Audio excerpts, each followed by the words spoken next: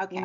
So I have Ginette Rossi, and she is actually one of the sixth grade teachers that I have, where my daughter attends school.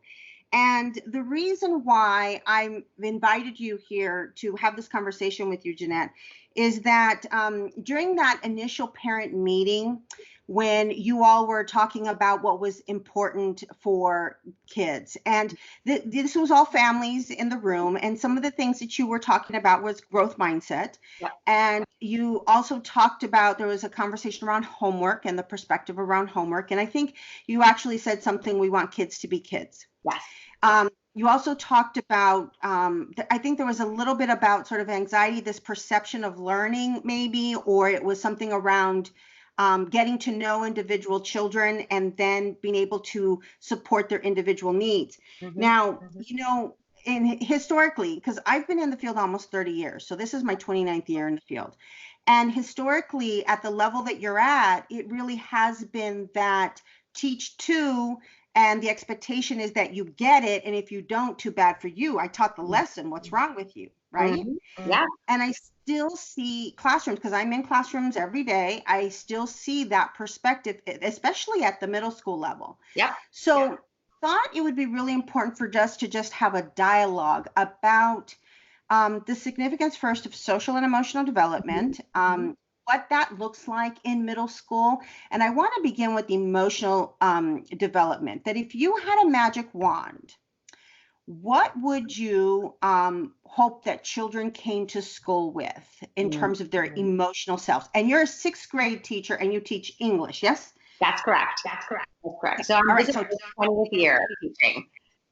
And I taught many years within schools where you were just the teacher for everything. And it was great, and I loved it. And I've taught very young, from preschool all the way up to sixth grade.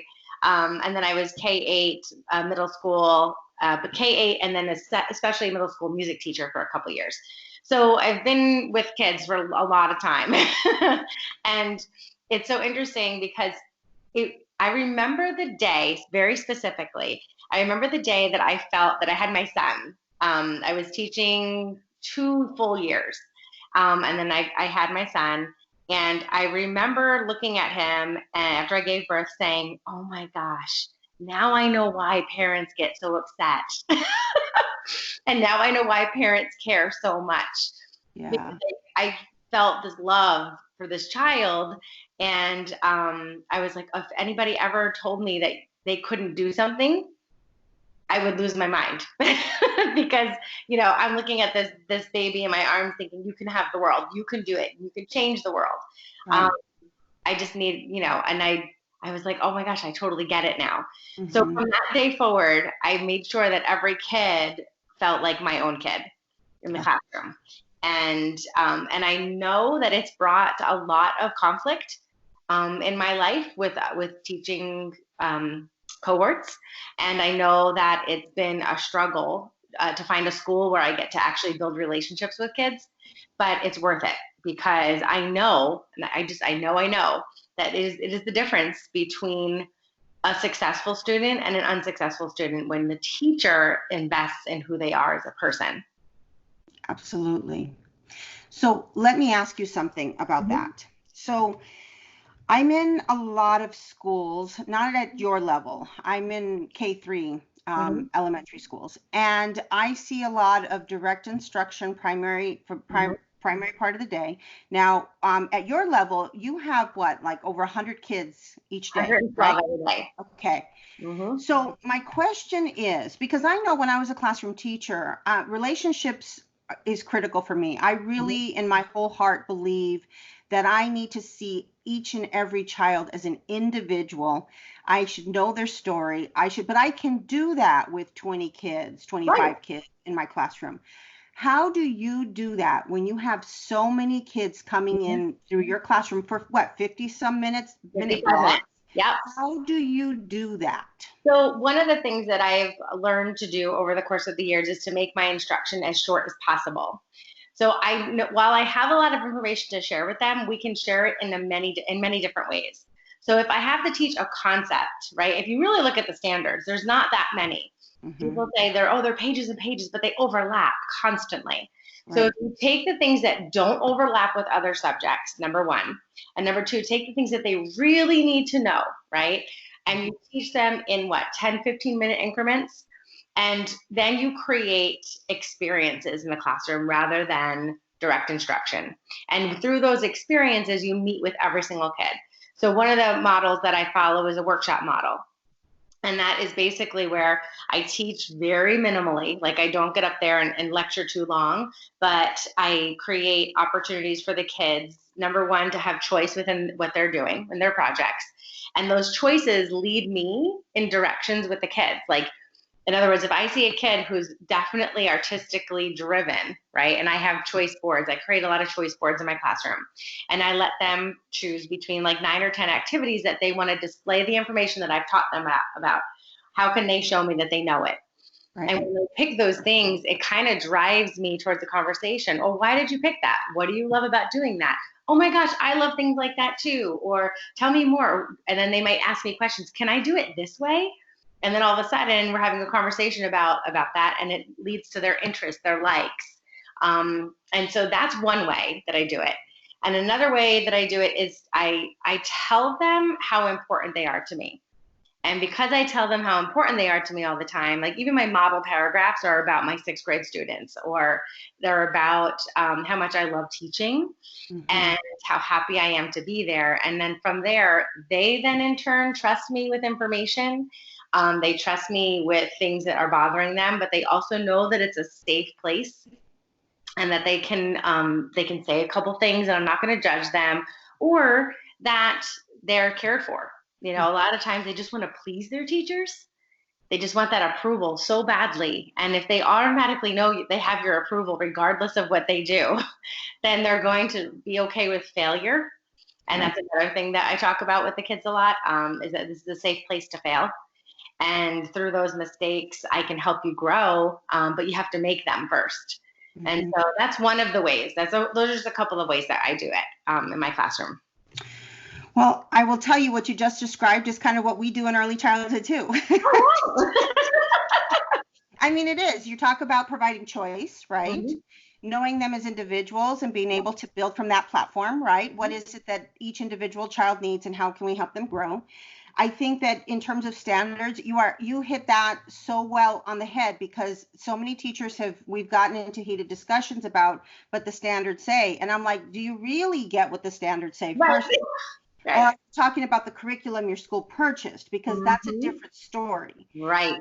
The other thing too that you guys do is that you work collaboratively with one another. So, and I just know that from my kid, but you know, you look at the crossover that happens within math and science, or the crossover that could happen within social studies and English. And I think that as a cohesive community, as adults, because as a former administrator, I know how hard that is to build a cohesive group where teachers can see each other's strengths, you know, and build, I guess, sort of a platform to work collaboratively with that sense of competition that sometimes happens.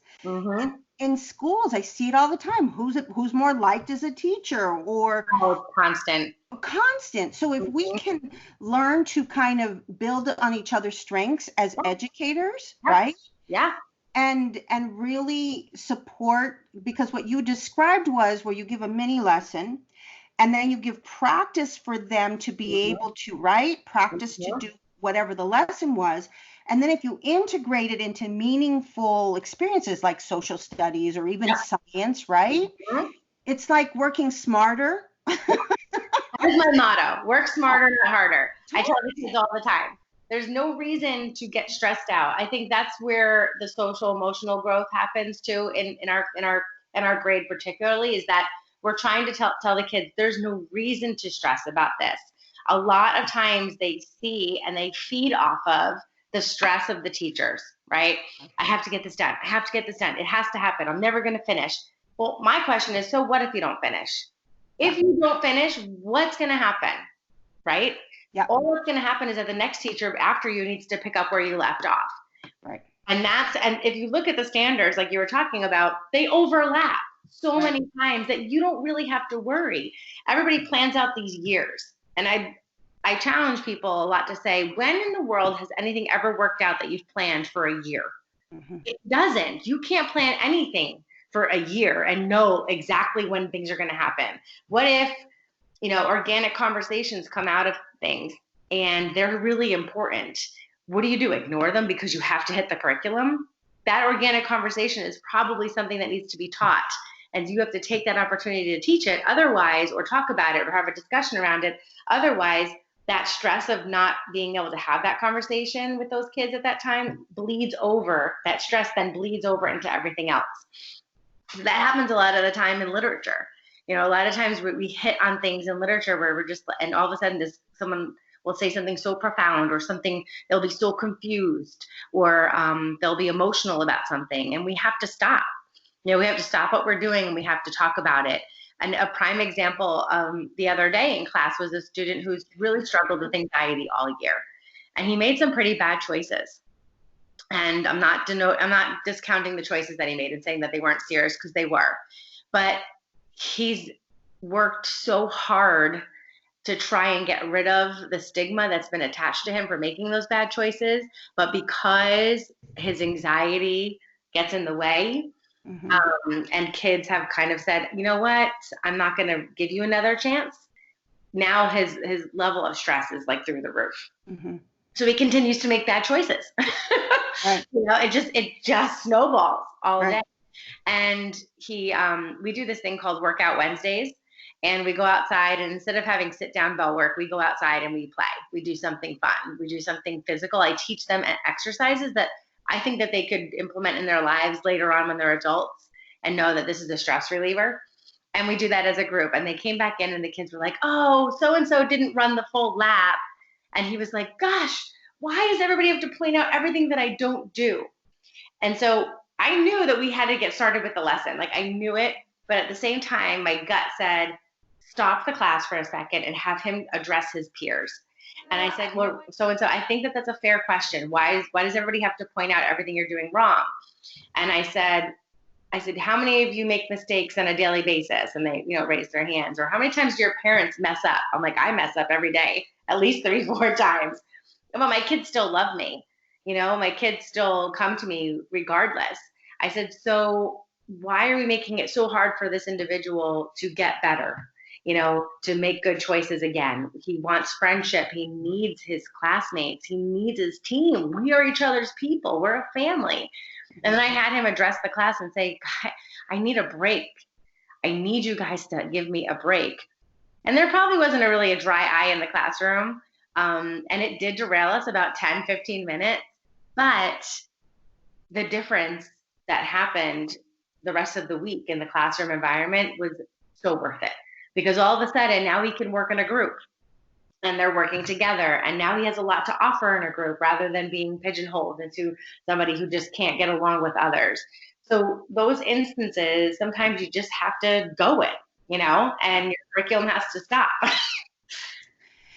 So I agree with you on 100%. And yet we're fighting against a system, right? Because you are in a school where administration, from my experience, says when you need to stop this way, stop. Have these conversations. Like, you have the freedom to be autonomous as a professional, to key into what it is that children need or students need. I use children just because I work with littles. Of course. And it's, I think, to be able to stop and recognize, yes, our lesson is important, but the undercurrent that will continue to exist, That's right? a great way to put it. Yeah. Right. There's an undercurrent. So if you go and you do the lesson, it's like that undercurrent is still there. It's like the elephant that you have to be. Nobody wants to address the elephant in the room. Yeah. We have to be willing to have these conversations. And I have to tell you that we teach kids we're teaching them how to be in the world. And I always say that our classroom is a microcosm of society. Without a doubt.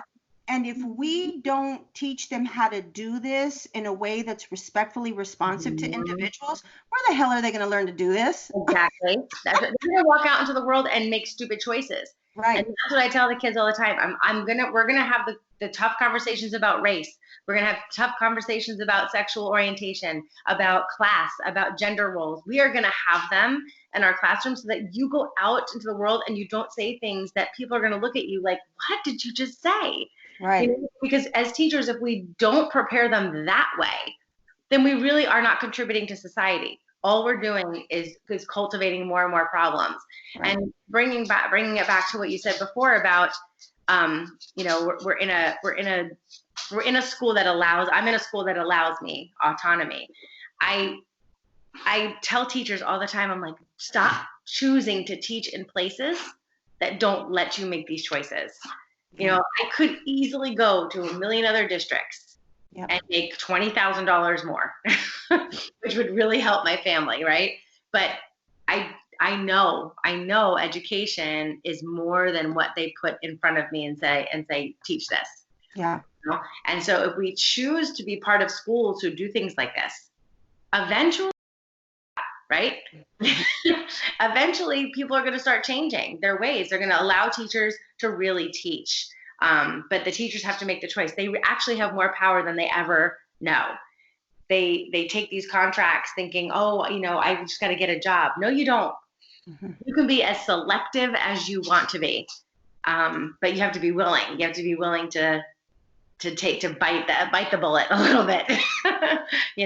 Yeah, absolutely. I agree with you completely. Mm-hmm. Okay, so let me ask you this. So what we know there's a direct correlation between social emotional development and academic success. We know that for sure. Mm-hmm. We know that you can have Einstein in your classroom, but if Einstein has a difficult time dealing with his own social pressures, his anxiety, all of those things that kind of come, I think, full force, not that they don't when they're younger, but the way that they experience the world is a little bit different by the time they get to you. Yeah, they're right? Manifesting.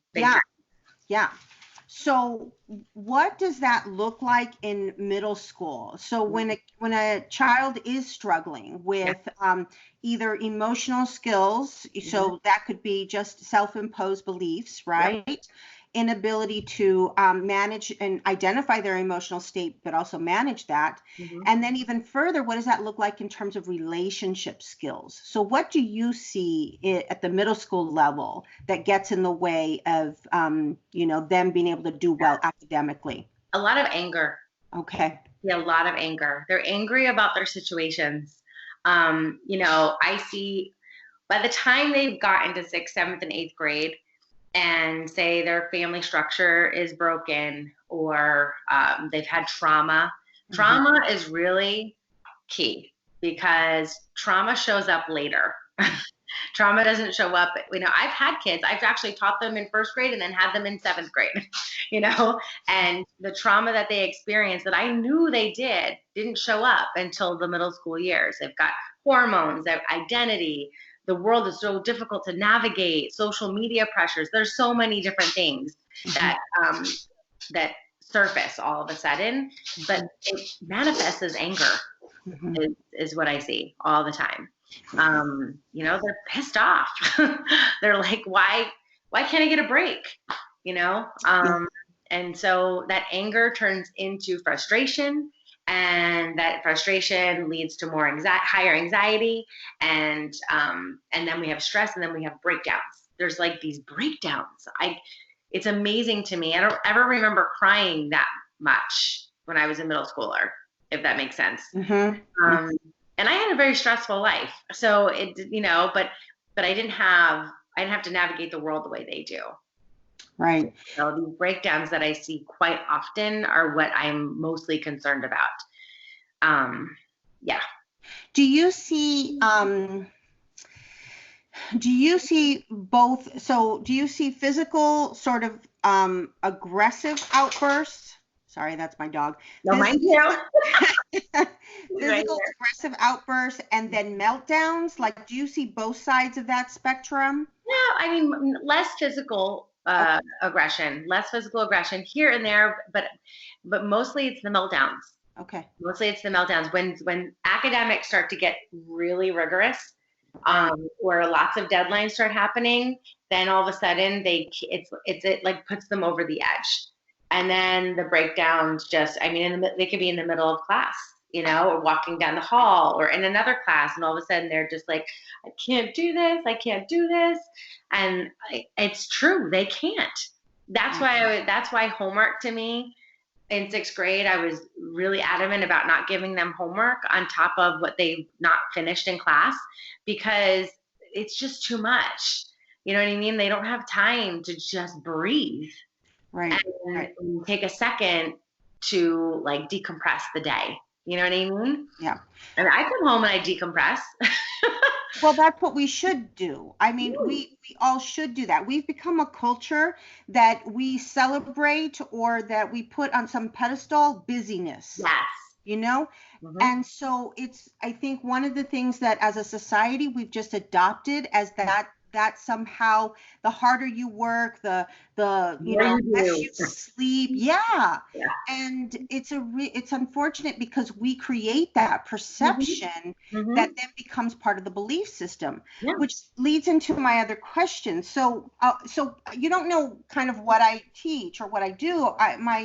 One of the things that I emphasize when I'm talking about kiddos around social emotional development is that I want them to be able to identify what it is that they're feeling. And I want them to be able to not only articulate that, but be able to have some strategies to be able to kind of move through the experience. So the emotional state of being is absolutely acceptable. You can be upset, you can have your emotions, and you have the right to feel them, but knowing how to move through them is a really important experience. It's a life experience, right?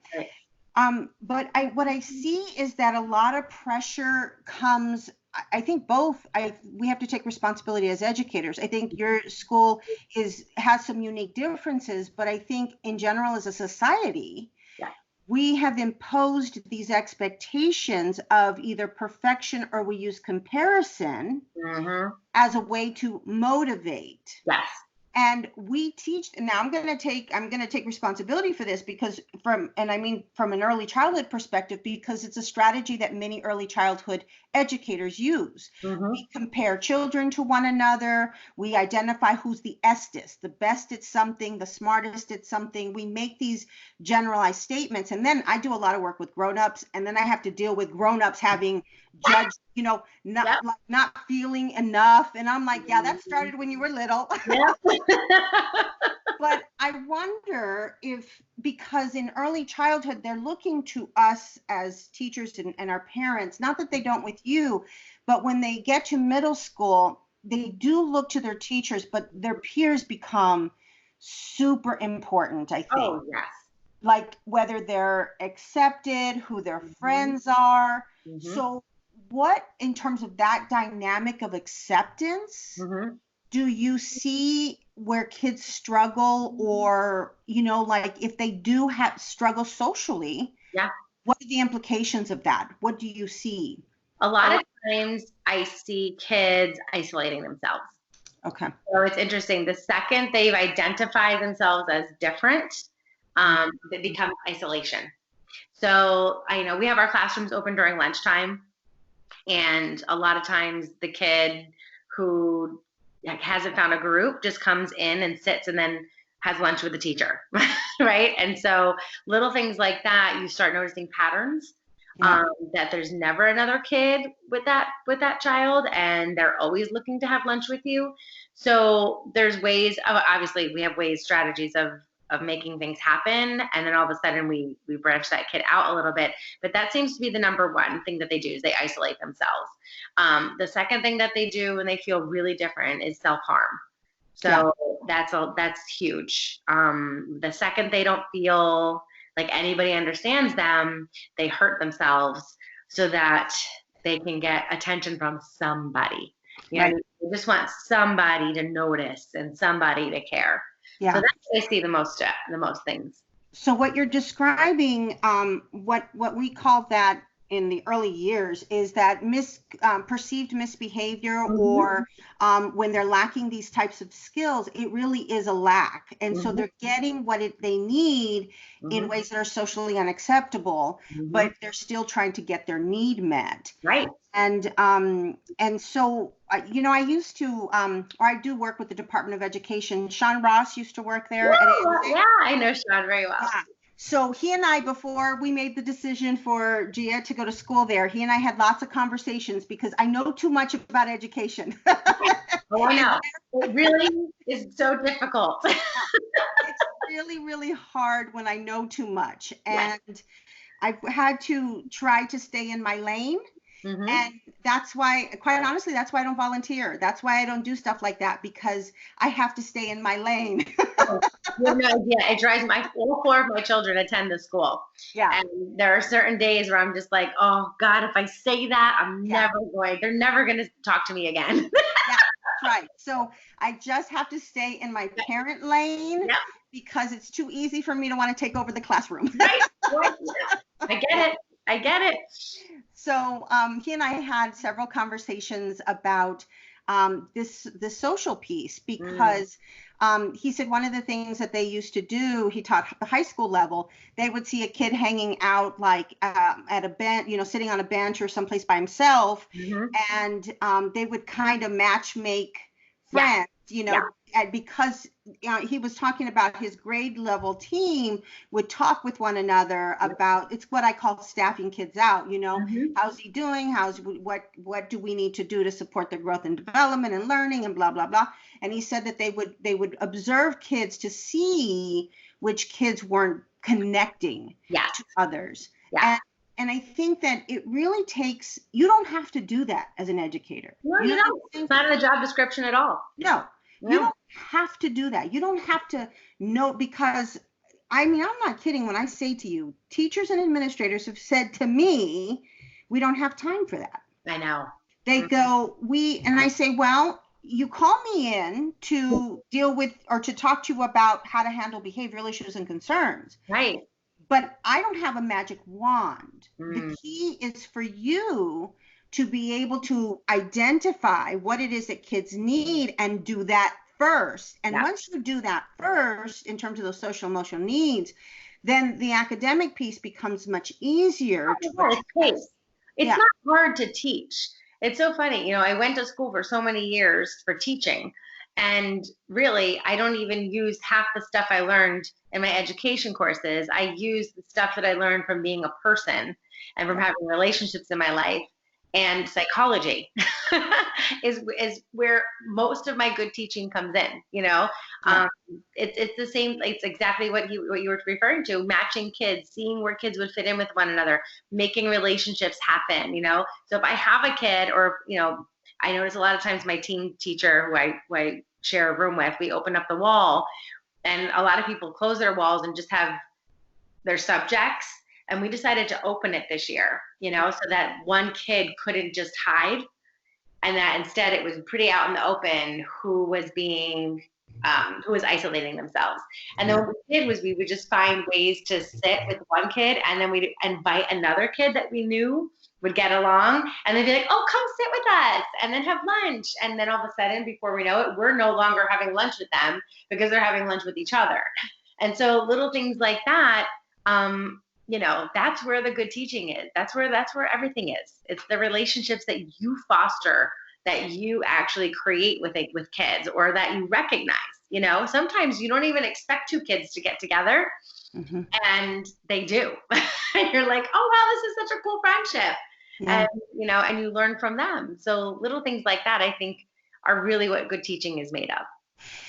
Yeah, we did this. I tell teachers, I just had this conversation with teachers 2 days ago, same thing, where I really believe that, and maybe it's different at your level, maybe it isn't, that it's our responsibility to reach children. It's not their responsibility to come to us. Yeah. It's our responsibility to reach them and to see, and we do the same thing, make those invitations between children, because when they're little, they don't even know how to do that. Right. They don't even know how to engage with one another and from a place of curiosity and a place of, what do you like to do? What do I? They don't even know how to do that.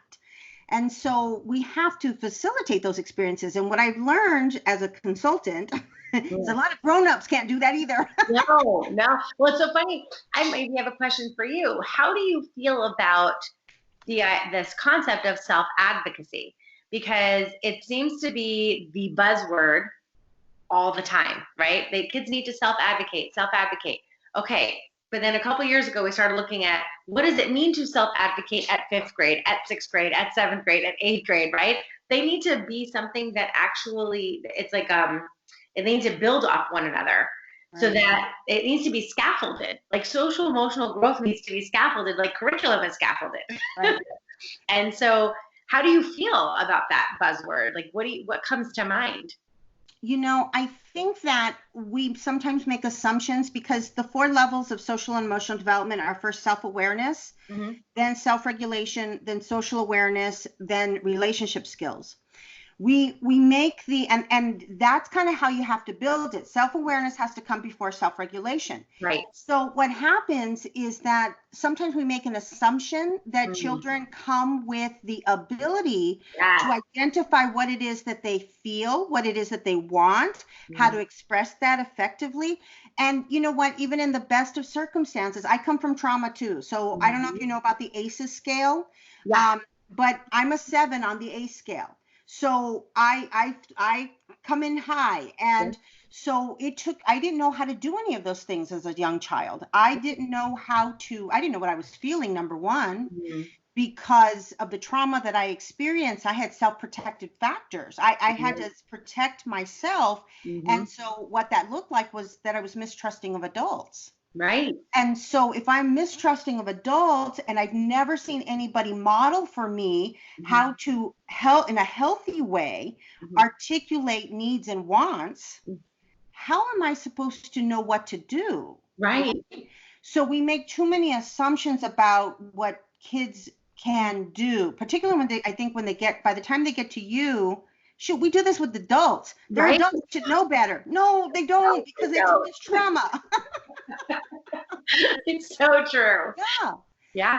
And so I think that keying in, this is where I struggle so much as a consultant, which I find what you do, because Gia comes home and she tells me about, she's a very good evaluator of every teacher. Yes, she is. She's so intuitive. She's very intuitive. So she can tell like what the strengths are of each teacher and what they should be working on. When I had her as a baby, I was traveling nationally as a trainer. And she traveled with me for the first year because they didn't want to end my contract. So literally by the time she was 1, she had been on an airplane like 30 times. Wow. And I used to wear her, on a baby wrap. And I would literally train in front of hundreds of people with this baby sticking out. And so she has been in so many classrooms her entire life. And she has sat in and observed me deal with difficult behavior. She observed me having conversations with teachers about, how they're doing. So she comes home and she'll say what you did in the classroom and kind of, what you do Monday things, you do Wednesday things, you do Friday things. And what I know about you through my kid is that you really break down the day so that it seems to me, and I might be wrong because it is coming through an 11-year-old, but it seems to me that you break down the experiences because kids can handle this much. Yes, that's it. Yeah. And that you give them processing time, you give them physical activity time, you give them time to be kids. Yeah. Because you're dancing and singing too. Yeah, we are. You do TikTok, which says to me that you are very in tuned too, to what's happening at their level, right? What they're doing. I want to teach them how to safely do it. Right. Yeah. So I think that piece, when I go into classrooms and I see, and I'm not, this is not an exaggeration. I've been in 2 school districts where they've taken away every single thing except ELA. Oh my gosh. So kids are sitting all day long at desks or tables, and they are writing and reading all day long. It's crazy. And my kid doesn't like to miss school. I mean, Right. she's like, I need to be there. And yet in other schools that I go to, kids have so much anxiety about being there. And, you were talking about homework, and the big thing right now is after school meltdown. Yeah. Okay, I've had this conversation like 15 times in the last month, and I keep saying to people, if we would stop, like, the focus shouldn't be after school meltdown. The focus, because they're like, here are the things you can do for after school. I'm like, how about we fix our schools? Yeah. We can actually fix the meltdown thing if we fix the school. If we moved, if we danced, if we creatively did, you can learn in a way that is creative, engaging, exciting. And so all the time. Yeah. I'm sick of it. Yeah, I find it, anyway, that's a very big challenge for me, because we're trying to deal with behavioral issues and concerns, because like you said, there are high levels of anxiety. Kids are there's a lot of self-harm. Yeah. The kids that I worry about the most, so I've been in crisis intervention most of my career, so I work with the most extreme situations. But the thing that I get most concerned about these days is not the kids who we know have anxiety, but the kids who internalize and we have no idea. Isn't that the truth?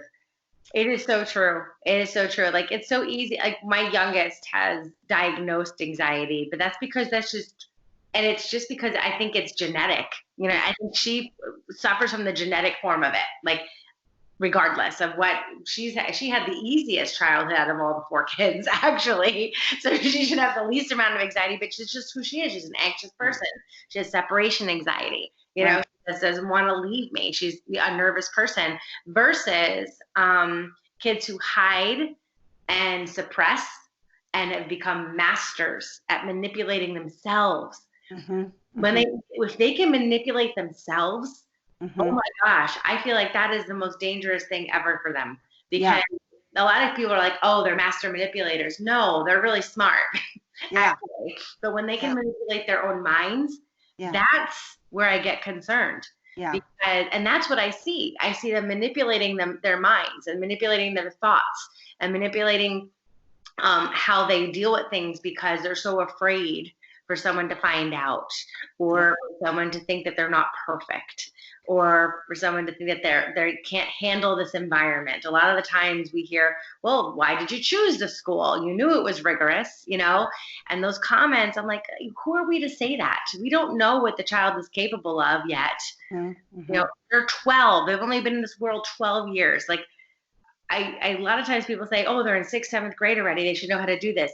Okay, they've been on this planet for 12 years. How could they possibly know how to do all this stuff? And why do they have to know how to do every little thing in only 12 years of life? Well, I know grown-ups who struggle. I work with them every day. I'm not even kidding. Grown-ups, because a lot of us didn't have good models. And we didn't grow up in a safe environment where we could kind of struggle through and figure out how to do things. So unless you have actually wanted to make that shift and made the commitment to grow and learn, it doesn't just magically happen. I just don't know how many more things need to happen for educators to say that this is what we need to do. Right. Like, why do we ignore all the signs? You know what I mean? We see them every day, and all we do is complain on Facebook. Oh, I had to save this many kids today. Well, think about it. Why? Why did you have to save this many kids today? We're not doing it right. We're not taking the time to do what we know we need to do. We're letting higher ups dictate what we know we have to do. You know what I mean? It's interesting because Gia, she said today, we were watching Harry Potter, and she said something like, there's a part where it's like the 5th one where she said something like, if the students don't allow the teacher to take control, that's a choice. It's a choice and basically what she was saying is that if the students really wanted, they could turn over the school. Because really, really, teachers don't have as much control as we think we do, you know?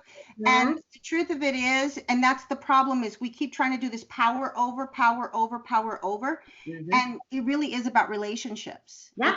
It's about relationships. When the kid knows you care about them, when they care about you, yeah, and they know that you believe in that they can screw up and you're still going to love them and we're going to just figure this out together, then there's a higher the likelihood of them being responsive to you right is much higher. And it's really sad because new teachers or teachers that want to teach to the content and want to come from a power over perspective miss that completely.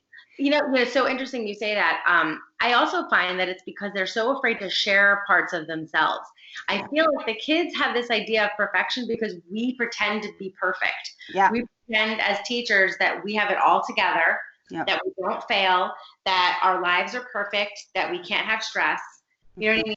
Yeah. And I feel like, why can't the kids know that you had a traumatic childhood? Why can't the kids know that you've been through this? You know, before we write our personal narratives, I share mine with them. I share because I feel like they need to know that I'm coming from a place of brokenness.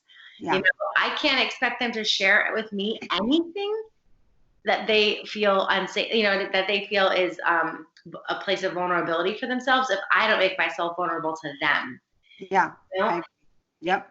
It's just, it's so crazy to me. Why can't they know that you're going through a rough time? You know, when my cat died, I cried in front of my kids, you know, like when my dog was sick, I cried. I was telling them I have to take this because this is super important. And if you had something like this going on, I would expect you to take it too. You know, we're like giving them these false standards that we live by. Absolutely. Humans. Yep. Yeah. I think that, I know with the littles, I used to do the same thing. You know, I would talk about difficult times in my life. We would talk about, I think even as a group, providing a forum, you know, to be able to have these difficult conversations. And, you know, you use the term school, that we're a family. I actually use the term school family, and that in a school family, we are here for one another. Now, that doesn't mean that we have to kumbaya and be the best of friends. No. What that means is that what I call the pillar of strength, that we help through our modeling how to be the source of love, how to be the connection, how to be the strength. And that when we can do that, and I believe this as a leader as well, that when we can build a community that celebrates each other, I think that's another really big thing that happens, that we start to see more of that around the middle school. As a society, we because we're coming from a place of comparison and judgment, we just tear everybody down. It's like if you are successful, you've somehow taken away from my success. Right.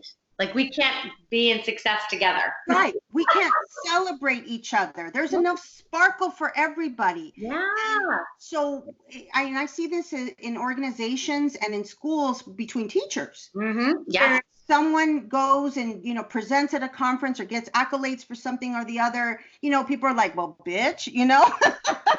Well, there are times I tell my principal, do not share this at a faculty meeting. Yeah. I purposely don't want accolades because I already know, you know, Mrs. Rossi, we love her, so we can't say that she does something really well too. Yeah. You know? Because then you feel like you're going to be pigeonholed or into like a certain category, or people don't want to be your friend. It's so crazy. And then think about it, we do it with our students too. We celebrate. We celebrate the highest average. We celebrate the best kid. Yep. I think we create that and it doesn't start at middle school. It starts when they're little. Oh, sure. When they're little, you know, giving them a sticker for something, giving them an external reward for something, and they're highlighted for what they did, right? Because all it is a pattern in the brain. The more they experience something, it becomes a pattern in the brain. That's all it is. Yep. And so, but we keep seeking outside ourselves for external validation. And the problem is that when we get into adulthood, and I think, well, I think before that, it starts more around when you get kiddos, that comparison and self-judgment starts to happen. Yep. And again, when somebody else gets something, it's like we don't practice the process of celebrating with one another. That's right. That's right.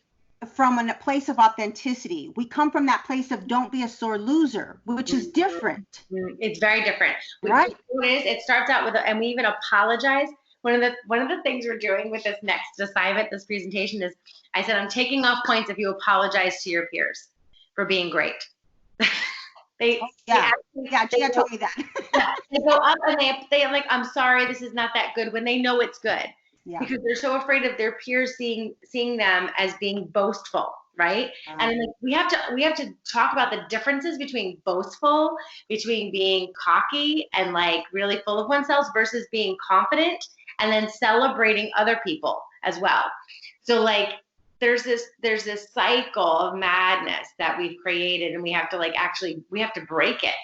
Yeah. And you know, it's little things like how we team teach.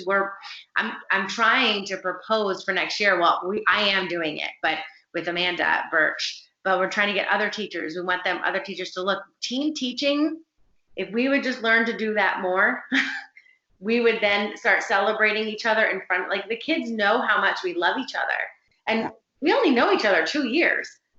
Yeah. But because we spend time and we celebrate each other's strengths.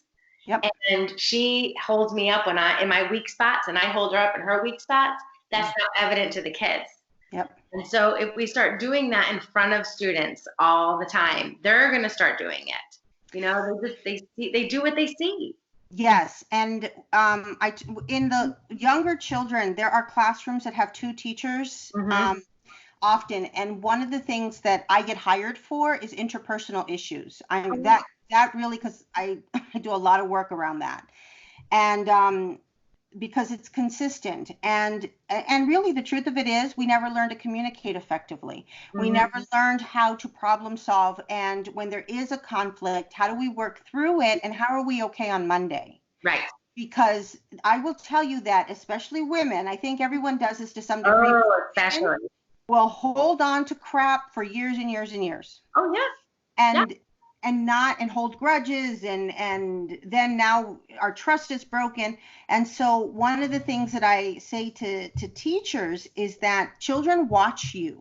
And if they have any kind of inconsistencies happening within the home, that's right. Or any kind of inconsistencies all the way to some traumatic experiences. So all that entire gamut.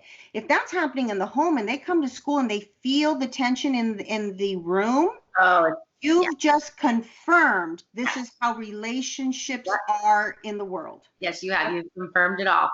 Yep. And so I think that Gia shares that the 2 of you do, you work collaboratively together. Yeah, totally. And we don't even know each other that long. I mean, only know someone 2 years. But our philosophy, and I was her mentor last year, and she taught a different grade. And as I was mentoring her, I was thinking to myself, I have a choice here. I could mentor her to be standards focused, right? To just, checklist kind of person, or I could mentor her to help her learn that it's okay to be vulnerable in your classroom. It's okay to listen to your students. Let them guide the lessons. Let them make choices for you. You don't need to make all the choices for them. She thanks me all the time, and it's because I had somebody who did that for me. And that made me the teacher I am today, because they let me see that there's a whole other side to teaching that they don't teach you in college, and it's been great. And that's where I want to go with this, is that she's like, you just need to mentor more people. And I'm like, well, maybe I can, Yeah. Yeah. we can just, I said, now you can start mentoring some people too, because you've gotten it, now she'll be like, oh, I made a choice board for all the kids and look how I have it set up like money, and she's incorporating all these things because she's got this great brain. And she's so financially savvy, like in business. She brings this whole business world, things. And I'm like, use that. Mm-hmm. Help, devise new projects, but then listen to what the kids want. And all of a sudden she's just doing it. And it's beautiful. It's like, oh, this is it. Yeah, that's amazing. I too had mentor teachers. I started actually with littles, like 0 to 5, and I was a floating assistant teacher when I started in the field. But the nice thing about it is I went into everybody's classroom and I literally learned from master teachers. And we don't do that. No. In general. Now, you mentored her. Is that a system that's established within the school, or is that something you just did? Yeah, no, we were, and I'm sad because we got rid of it. Oh. This past year, because it was when we got new teachers in. Well, it's not that we got rid of it. It's that now the department head, which I am, so I'll still mentor people, but you used to get assigned a mentor. Okay. And that person really helped you on a daily basis. And then you met weekly. It was very intimate relationship. Now the department heads have to do it. So if you have 6 new people in your department, you're mentoring 6 people, right? So it's a little bit trickier versus one person. But again, that's all a funding issue. And, I think that's always going to be an issue. But if people make it their initiative, like even when I'm mentoring a 7th grade teacher, the new 7th grade English teacher this year. And, I taught her how to do lit circles in a new way. There's an old way to do lit circles, but there's a very innovative way that's all led by the kids making choices. Like they choose from the book to the projects to the presentation. It's all kid driven. And she was like, oh my gosh, I never done this before. And she's like, I love this. This is exactly what the kids will love to do. And it's so true. The kids can't wait to present, and they can't wait to do all these different things because they're the ones that are driving the decision behind what's actually being done in the classroom. Yeah, she's being hit on the other side of things from other teachers where they're like, no, you make the decision and you do it and you create it. So, it's really hard to differ philosophically with people. And that's where I have to learn how to become more assertive with my philosophy with other teachers who disagree.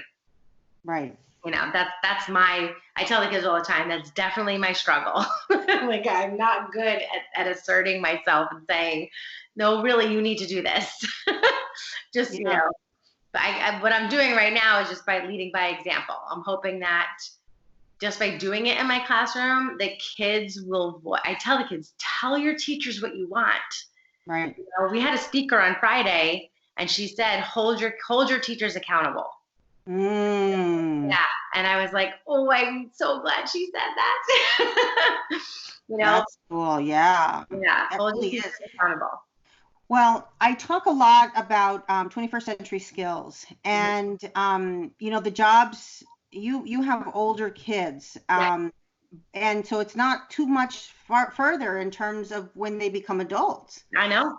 But when we talk about our early childhood, our littles, in 20 years, that's going to be completely different, the job force. And one of the things that we say all the time is we have to stop teaching children based on our past, on our history.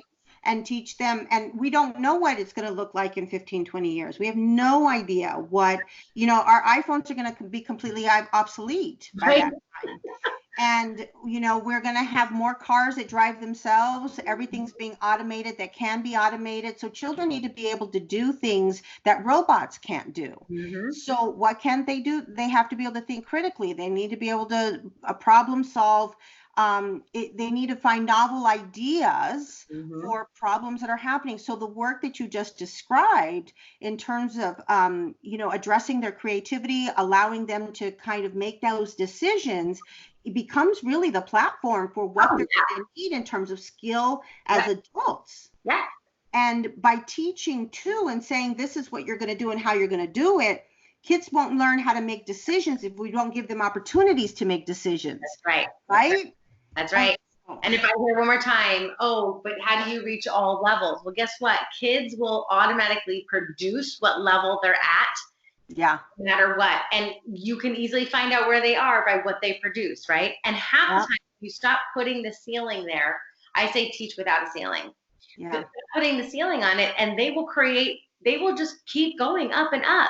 A lot of kids are, kids think, oh, they're gifted, or say they struggle with, I have a processing disorder, or they have different things going on. And I'm like, but if you just give it an open-ended thing, if you give them open-ended choices in the classroom, they're going to automatically create something that is tailored or is representative of their abilities. Yes, when you were saying that, because especially English is a really good example of that, right?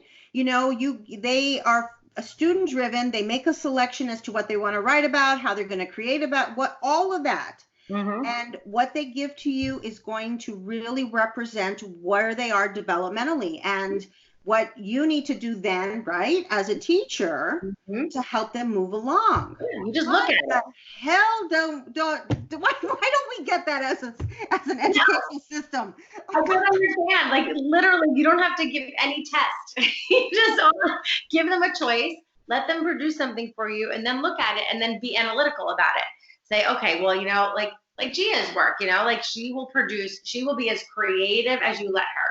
You know what I mean? And then she will actually have such in-depth thoughts about what she's writing about, but then maybe she'll go off on a little bit of a tangent.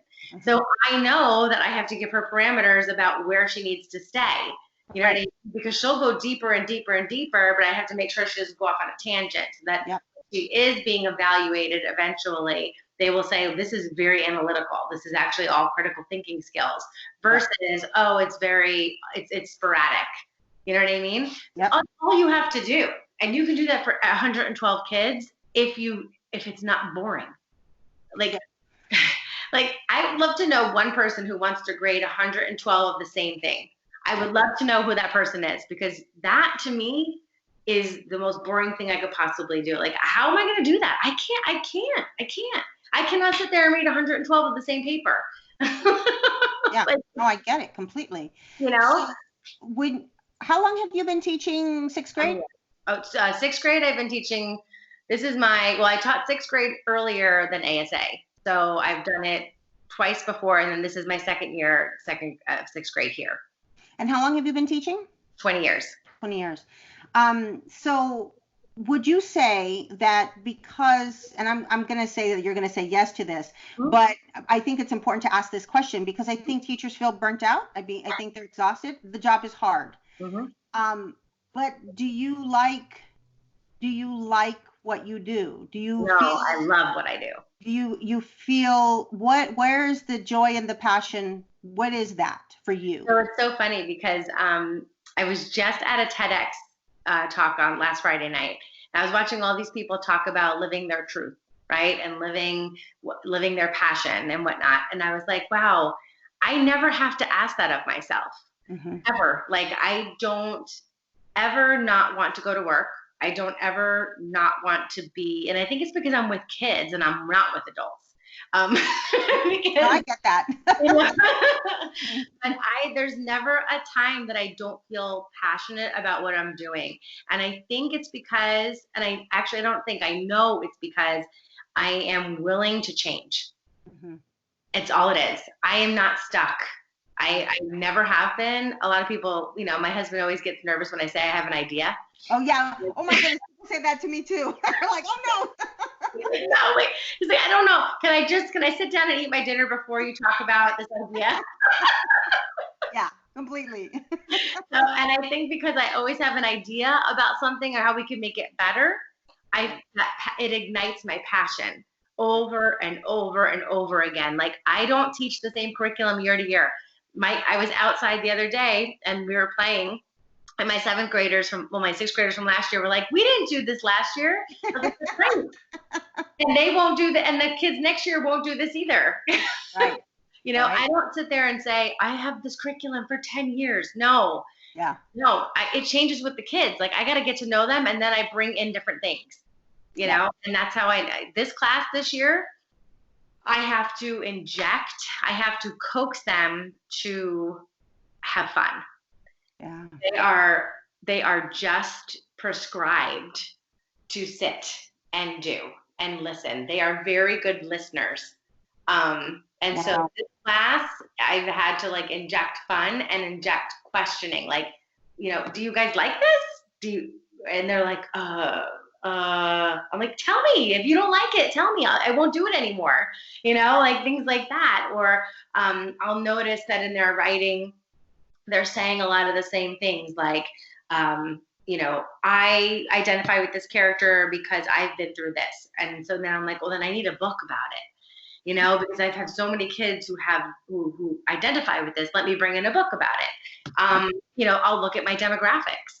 And if I don't see a lot of people of color in front of me, then I'm going to put more authors of color in front of them.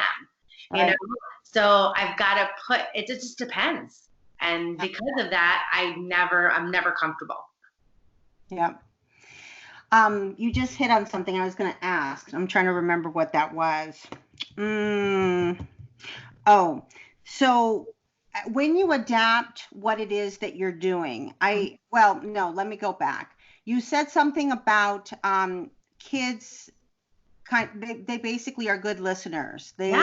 Right? Okay. I really believe that that's social conditioning. That's school conditioning that happens because you guys start at 5th grade. Mm-hmm. So they've already had kindergarten through 4th grade someplace else. And for the most part, the better number of kids have been in that sit and get type of experience, right? Mm-hmm. Right. So one of my consultants is a 7th, 8th grade teacher. She did entrepreneurship with 7th and 8th graders.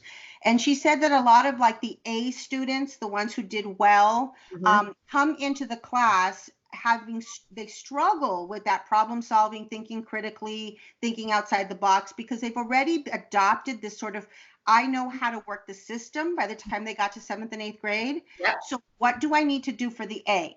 Yes. That's all I care about. That's this class. That is this class. Yep. What do I need to do really well? That's why I put points to saying you're sorry. Yeah. Because I was like, okay, I've never done this before. I was like, before I would just talk to the kids about it. And I'd be like, don't say that. Don't say you're sorry for being great. Don't say you're sorry for putting a lot of work into something. Don't, you know, and now these kids, they don't respond as well to that. So I had to put points to it. You will lose points if you apologize for being you. What I call that for grown-ups, because I do a lot of work around grown-ups, is stand in your power and don't apologize for it. Because when you are willing to stand in your own power, you give other people permission to do the same. Exactly. And if someone is offended of you standing in your own power, that's none of your business. That's right. And then what I say, because as a consultant, as a trainer, because I do training, I say, like I trained today, and I say right up front, you don't have to like me. Yeah. You can have whatever experience you want of me. Absolutely. And I'm comfortable with that. Yeah. And by me standing in my power and you having a discomfort, that's about you and not about me. That's right. But also, and I'm not doing anything to be harmful or hurtful in any way. I'm simply saying this is who I am. And I really believe that being forward and vocal about that, we give other people permission. But see, we're trained to act small. That's right. As women. Yep. And if we act small, and we're trained to do that because we don't want to make other people uncomfortable. No. We don't want to ruffle any feathers. Right. And that's one of the reasons why I put this is because we're 72% female population. That blows me away. Like, right? Seriously, I don't even know how you do that as a teacher. Girls. And I love it. Girl. I want to make sure that we're sending the girls out unapologetic. Right. You know, and that the boys are used to women who are unapologetic. Yeah, that's beautiful. Yeah. So that's the key. It's not that I don't love teaching boys. Give me more boys. You know what I mean? But I will teach them to be I will teach them that women don't need to be apologetic, and that they don't, because boys take a dominant voice in the classroom always.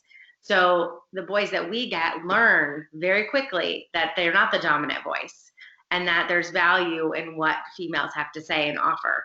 And so those are the kind of boys that we end up putting out into society. So if we're going to get change, we have to do it here. Yeah, absolutely. Mm-hmm. So if you had, as we start to wrap this up, what recommendation or insight, or if you had a magic wand, what would you do? What would you change? What do you think needs to change or be? Yeah, I think what needs to change is people need to stop getting stuck. Stop accepting everything that it is, like where it is. Stop accepting where it is. Just push the envelope, make changes, stop being afraid of change. Everyone's so afraid. Well, if we change it, it might not be that good. So what? Mm-hmm. You change it again. And you change it over and over until it is kid approved. I feel like teachers need to know that it's okay, number one, to make mistakes in the classroom. Right. Number two, it's okay for the kids to get to know you. Mm-hmm. And number three, it's okay to love them. Yeah. It is okay. It is okay to love them. Yeah. Like, I can't imagine, there's not a kid's name I never remember. There's not a kid's name that I'll ever forget. Mm-hmm. I know every single student I've ever taught. And I love every single one of them, even the tough ones. In fact, I've maybe even love them a little bit more because they need it. But it's okay. It's okay to open your heart, and it's okay to get your heart broken. Mm-hmm. Some days you come home and you're like, wow, I just ingested a lot of pain today. Mm-hmm. And that's okay. And tomorrow I'm going to be that smiling face in front of them and tell them that it's okay. Mm-hmm. We're going to get through it. So that's what I would tell teachers. It's not about what skills what of a content expert you are. It doesn't matter, because, I never thought I'd be teaching just English. I could teach all subjects. But I found my place teaching English, and I had to go back to school. Mm-hmm. I had to go back to school to get more knowledge on how to teach English education. That's what I had to do last year. Because I had to figure out a better way, So that would be the last piece of advice, is never stop learning. Never think that you are not the student as well. Yeah. The fact that you could tell a story about Gia with mm-hmm. your over 100 kids and know who she is as a writer, and the fact that you also, that idea of I can love every single child. I think when we signed up as educators, I really believe that it's our responsibility to emotionally connect with children. Because I come from crisis intervention, and you don't know what's happening in a child's home, and you might be the only person that opens your heart just enough to offer them hope. Okay. And hope, for those of us who come from trauma, is hope that there's a possibility that I could have a different life experience. Always. Yep. And so teachers, for me, they were that for me. Yeah, me too. So it's one of those things that I'm so thankful for my trauma. Mm-hmm. I actually really believe it happened for me, not to me, so that I could do this work. But if you're not going to be willing to open your heart, then I really think you need to get out of education. It just comes down to that. Like, I feel so strongly that if you're tired, if you're like, I have to suck it up for one more year, suck it up for like, I can't imagine not teaching. Yeah. The day I feel that way, I've told my husband the day I ever say, I can't do this anymore, I'm not going to do it anymore. Like, there's other things you can do. Yes, there are a lot of other things you can do. Yes, exactly. You don't have to be in that classroom if you don't want to be there. Yeah. And it's okay. It's okay to admit that you're done.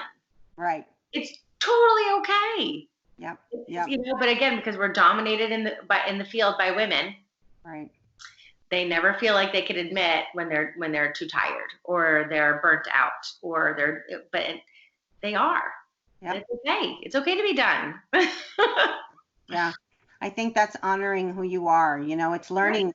I think it goes back to what you were saying, about sitting in your power. When we pay attention to what we really need, what we think, and we align in that place of integrity, we're willing to take those kinds of leaps when there's a level of discomfort around speaking our truth, Mm-hmm.